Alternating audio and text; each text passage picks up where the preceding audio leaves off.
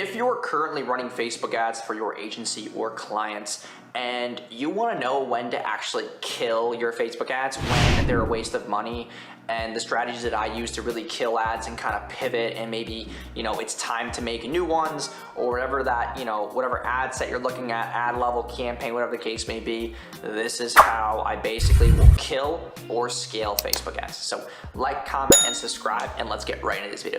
Hey, my name is Jason Wojo. Welcome to my channel. I run a multiple seven-figure agency, so make sure you subscribe, and I hope you guys enjoy the video. So this video doesn't just pertain to Facebook ads or Google or Instagram, which is obviously Facebook, or other platforms. This is kind of how I look at anything. And when I look at Facebook ads, I'm always thinking about my CPAs, right? And that's why when we have clients, we usually make them download an app called Lifetimely. And this is more for the e-com space because it's harder to really know like your break-even ROAS when you have something called an LTV. And an LTV is the lifetime value of a customer, right? And a lot of clients don't look at that. I have clients who have no clue what an LTV is, and they're making 7 figures a year. And I'm like, how do you not know what your lifetime value per customer is? And then they download Lifetimely, and now they know, like, hey, within month 3, my customer's worth this much. Within month 5, they're worth this. Within month 6, they're worth that. So now if they have 6 months of cash flow saved up, they can afford to spend a little bit more on ads to acquire a customer. And they play the long game, right? Because they're using email, SMS, retargeting campaigns. They're pushing out daily content organically. Like, they're able to make more money on that LTV standpoint. So for example, right, if I'm selling, let's take my hair oil product for example. It's 27 bucks, right? And my AOV is about $44.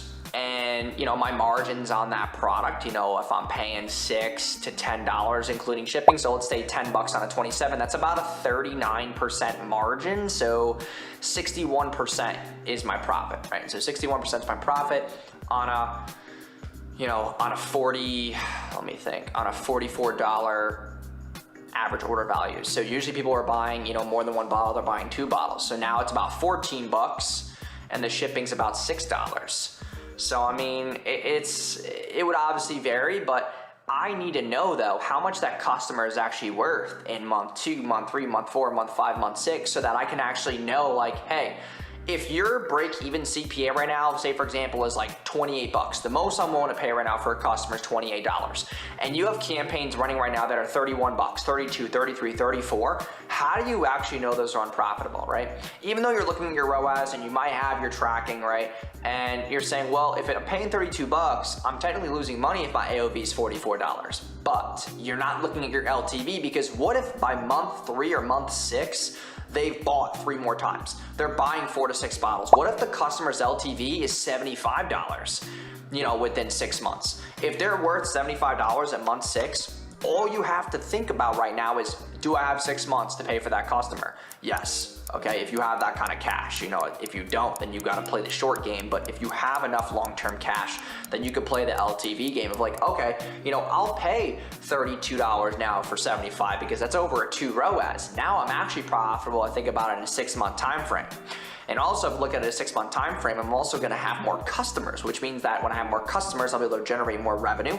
Even if I do break even, I can make more bulk purchase orders for my inventory. I can save more money on my COGS, and ultimately maybe save more money on my shipping, build a better relationship logistic wise, and I can just make more money in a 6-month time frame instead of a 1-month time frame. So when I really look at cutting Facebook ads, I'm thinking about what my 6-month LTV is. And if you don't know what that number is, I really suggest that you really crack down on your numbers and find out what your customer is worth by month 6. And you can stretch your CPAs a little bit, because I know a lot of advertisers are like, oh, I want a 2, 3, 4, 5 ROAS.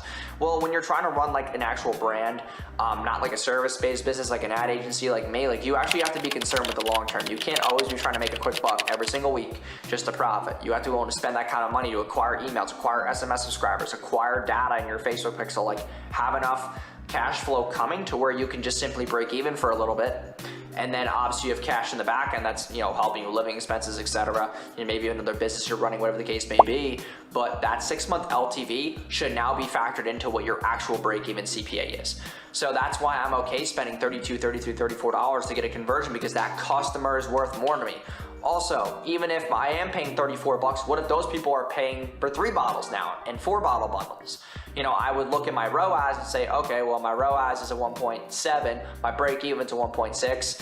Okay, technically with processing fees and taxes, that's not really profitable, but in month 6, my ROAS is technically a 2.3, 2.4, so now I have to think about what that number is. So you should really evaluate your numbers more as a business owner, because most people will cut their ads because of the short-term CPA that they want to generate profits, when you should be looking at what your LTV is. When I do cut campaigns, I'm only thinking about that 6-month LTV. And then as far as scaling campaigns, I'm basically just looking at, like, is this creative working? Are the CTRs good? Are the CPCs good? You know, if I have this one interest that says 50 bucks a day, how do I scale that? Well, I just simply duplicate it and spend 100 bucks a day on the new ad set, same creative, and I run it. The reason why I do though is because I'm trying to basically double down on what's working. I'm not trying to duplicate and reinvent the wheel and find a new interest and spend more money on something that I know is not working. I would simply duplicate without raising that current ad set's budget too quickly.